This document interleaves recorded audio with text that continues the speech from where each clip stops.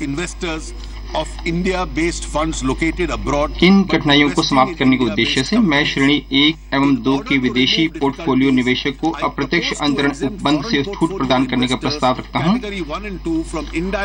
हमारे यह स्पष्टीकरण जारी करने का भी प्रस्ताव है कि भारत में कर प्रभार्य निवेश के शोधन या बिक्री के परिणाम स्वरूप या इससे उत्पन्न परंतु भारत से बाहर शेयरों के शोधन या ब्याजों के मामले में अप्रत्यक्ष अंतरण प्रावधान लागू नहीं होंगे। आज तक व्यष्टि बीमा एजेंटों को देय कमीशन में 5% TDS की कटौती की जा रही है, चाहे उनमें से कुछ की आय ही कर योग्य सीमा से कम ही हो। हम उन्हें TDS की आवश्यकता से छूट प्रस्ताव करने का प्रस्ताव करते हैं। उन्हें इस शर्त के अधीन स्वघोषणा करनी होगी कि उनकी आय कर योग्य सीमा से कम है। पिछले वर्ष मैंने 50 लाख प्रति वर्ष की आय वाले व्यवसायियों के लिए अनुमानित कराधान की नई योजना की घोषणा की थी। ऐसे निर्धारण के संबंध में अग्रिम कर के भुगतान के संबंध में उन्हें 4 किश्तों के स्थान पर 1 किश्त में भुगतान करने का लाभ दिया जा रहा है।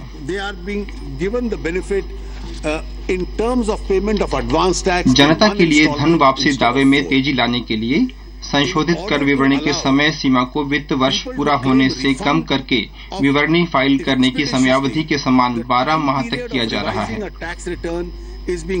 साथ ही आकलन जांच के पूरा होने की समय सीमा भी निर्धारण वर्ष 2018-19 के लिए 21 माह से कम करके 18 माह और निर्धारण वर्ष 2019-20 एवं उससे आगे और कम करके 12 माह की जा रही है।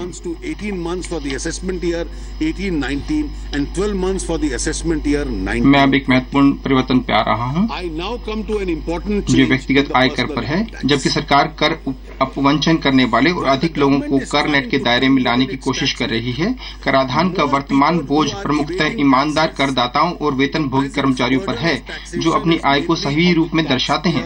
अतः विमुद्रीकरण पश्चात इस वर्ग के लोगों की यह आशा जायज है कि उनके कराधान के बोझ को कम किया जाए। इसके अतिरिक्त यह भी तर्क दिया गया है कि यदि स्लैब के लिए कराधान की दर को नाममात्र रखा जाए तो अनेक और लोग कर नेट के अंतर्गत आना चाहेंगे।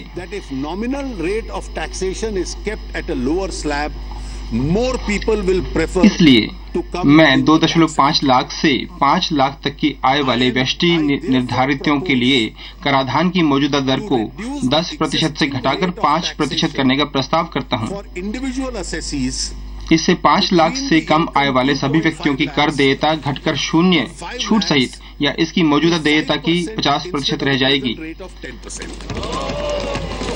लाभ की पुनरावृत्ति को रोकने के लिए लाभार्थियों के उसी समूह को उपलब्ध छूट के मौजूदा लाभ को घटाकर 2500 रुपये किया जा रहा है, जो कि 3.5 लाख तक की आय वाले निर्धारितों के लिए उपलब्ध है। इन दोनों उपायों का संयुक्त प्रभाव यह होगा कि प्रति वर्ष 3 लाख तक की आय वाले व्यक्तियों के लिए कर देयता 0 होगी।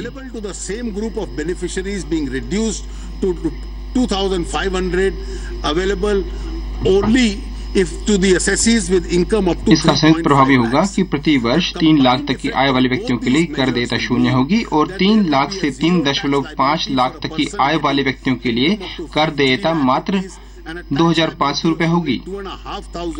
यदि धारा 80 ग के तहत 1.5 लाख की सीमा निवेश के लिए पूर्णतः प्रयोग किया जाता है तो 4.5 लाख की आय वाले लोगों के लिए कर 0 होगा।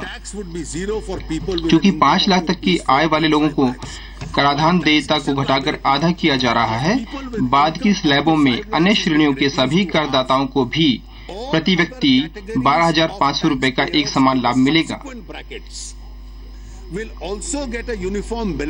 इस उपाय के चलते परित्यक्त कर की कुल राशि 15,500 करोड़ बनती है। इस राहत के कारण होने वाली राजस्व हानि के कुछ भाग की प्रतिपूर्ति के लिए मैं उन व्यक्तियों पर देय कर का 10% अधिभार के रूप में लगाने का प्रस्ताव करता हूं जिनकी वार्षिक कर योग्य आय 50 लाख और 1 करोड़ के बीच में है। 1 करोड़ से अधिक अर्जित करने वाले व्यक्तियों पर कर का 15% का मौजूदा अधिभार जारी रहेगा। इससे 2700 करोड़ रुपए का अतिरिक्त राजस्व प्राप्त होने की संभावना है। कर नेट को और व्यापक बनाने के लिए व्यावसायिक आय से इतर 5 लाख तक की कर नेट को और व्यापक बनाने के लिए व्यावसायिक आय से इतर 5 लाख तक की कर योग्य आय वाले व्यक्तियों के लिए आयकर विवरणी के रूप में भरे जाने के लिए एक पृष्ठीय फॉर्म लाने की भी हमारी योजना है। इससे अतिरिक्त इस श्रेणी का कोई भी व्यक्ति जो प्रथम बार आय कर विवरणी भरता है, प्रथम वर्ष में किसी जांच के अध्ययन तब तक नहीं होगा जब तक कि उसके उच्च मूल्य के लेन देन के बारे में विभाग के पास विशिष्ट सूचना उपलब्ध न हो। मैं भारत के सभी नागरिकों से अपील करता हूं कि यदि उनकी आय 2.5 लाख से 5 लाख तक के सबसे निचले स्लैब के अंतर्गत आती है तो 5% कर की छोटी सी अदायगी करते हुए राष्ट्र निर्माण में भागीदार बने। कर कानून में संशोधन के लिए कुछ अन्य महत्वपूर्ण प्रस्ताव जिनका मेरे भाषण में उल्लेख नहीं हुआ है, इस भाषण के अनुबंध 3 में दिए गए हैं। एक काफी प्रगति जीडीपी के बारे में ही है और वस्तु एवं सेवा कर में जीएसटी के लागू करने की दिशा में पर्याप्त प्रगति हुई है, जो कि स्वतंत्रता के बाद अब तक का सर्वाधिक बड़ा कर सुधार है। संविधान का 101वां संशोधन अधिनियम 2016 के अधिनियमों से लेकर अब तक इस अभूतपूर्व सुधार के लिए प्रारंभिक कार्य सरकार की सर्वोच्च वरीयता रही है। इस संदर्भ में राज्यों और केंद्रीय उत्पाद शुल्क और सीमा शुल्क बोर्ड दोनों की ओर से अधिकारियों की अनेक टीमें मॉडल जीएसटी कानून और नियमों और अन्य ब्यौरों को अंतिम रूप देने के लिए अथक रूप से कार्य कर रही है। सरकार ने अपनी ओर से संवैधानिक संशोधन अधिनियम के विभिन्न उपबद्धों को तुरंत प्रभाव से लागू किया है, जिसमें जीएसटी परिषद का गठन भी शामिल है। अब तक जीएसटी परिषद में जीएसटी के कर ढांचे की व्यापक रूपरेखा, समझौता योजना के लिए न्यूनतम छूट और मानदंड, जीएसटी को लागू करने के कारण राज्यों को दी जाने वाली प्रतिपूर्ति संबंधी विवरण, नमूना जीएसटी कानून के मसौदे के परीक्षण, एकीकृत जीएसटी कानून और प्रतिपूर्ति कानून और जीएसटी के लिए प्रशासनिक तंत्र सहित जीएसटी से संबंधित विभिन्न मुद्दों पर चर्चा करने के लिए 9 बैठकें आयोजित की हैं। इस महान सदन में यह सूचित करते मेरा सौभाग्य है कि जीएसटी परिषद ने उत्साहवर्धक बहस और चर्चाओं के बाद लगभग सभी सहमति आधारित मुद्दों पर अपनी सिफारिशों को अंतिम रूप दिया है। जीएसटी के लिए सूचना प्रौद्योगिकी प्रणाली की तैयारी भी निर्धारित समय अनुसार चल रही है। जीएसटी के लिए व्यापार और उद्योग तक पहुंच बनाने के व्यापक प्रयास 1 अप्रैल 2017 से प्रारंभ होंगे ताकि व्यापार और उद्योग जगत को नई कराधान प्रणाली के प्रति जागरूक किया जा सके। केंद्रीय उत्पाद शुल्क और सीमा शुल्क बोर्ड के माध्यम से केंद्र सरकारी संघवाद के मूल मंत्र से समझौता किए बिना निर्धारित समयानुसार जीएसटी के क्रियान्वयन के लिए लक्ष्य को हासिल करने के लिए निरंतर प्रयासरत रहेगा। जीएसटी को लागू करने से कर नेट के विस्तार के कारण केंद्र और राज्यों दोनों को और अधिक कर प्राप्त होने की संभावना है। हमने उत्पाद शुल्क और सेवा कर की वर्तमान व्यवस्था में अधिक परिवर्तन नहीं करने का निर्णय किया है, क्योंकि इन्हें शीघ्र ही जीएसटी द्वारा प्रतिस्थापित किया जाना है।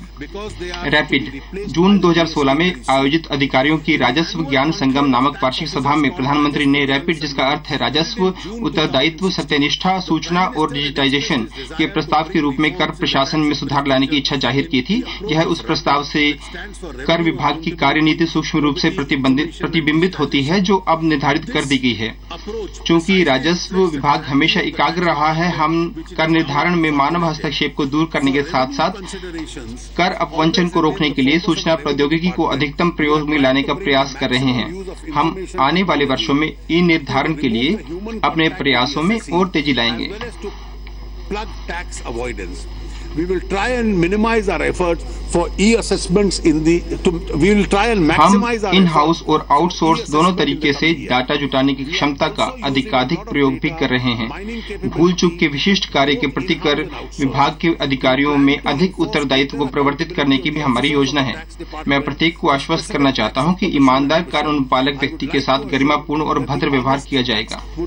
अध्यक्ष महोदय, छूटों इत्यादि के लिए मेरे प्रत्यक्ष कर प्रस्ताव के परिणाम स्वरूप 22,700 करोड़ की राजस्व हानि होगी, परंतु अतिरिक्त संसाधन जुटाने के प्रस्ताव के लिए 2,700 करोड़ की राजस्व लाभ की गणना करने के पश्चात प्रत्यक्ष कर में निवल राजस्व हानि 20,000 करोड़ की होगी। मेरे अप्रत्यक्ष कर प्रस्ताव में कोई विशेष हानि या लाभ नहीं है।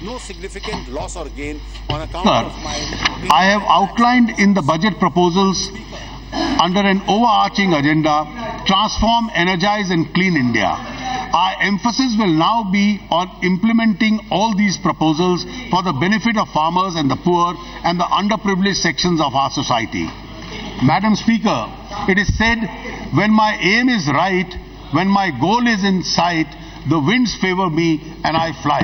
अध्यक्ष महोदय, ये कहा जाता है कि जब मेरा उद्देश्य सही हो, जब मेरा लक्ष्य मेरे सामने हो, माहौल मेरे पक्ष में हो, मैं उड़ान भरूं, इसके लिए आज के दिन से बेहतर कोई और दिन नहीं है।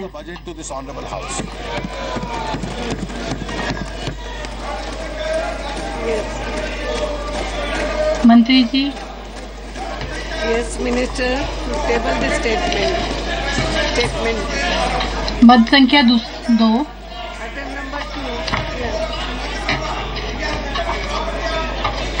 वक्तव्य रखिए। महोदय, मैं प्रस्ताव करता हूं सदन में ये जो धारा 3 के अंतर्गत जो वित्तीय दायित्व हैं 2003 का आर्थिक फ्रेमवर्क संबंधित मीडियम टर्म फिस्कल राजकोषीय नीति और राजकोषीय नीति संबंधित वक्तव्य को मैं सभापटल रखता हूं। अध्यक्षा जी, मैं प्रस्ताव करता हूं कि मुझे वित्तीय बजट को मुझे प्रस्तुत करने का अवसर दिया जाए।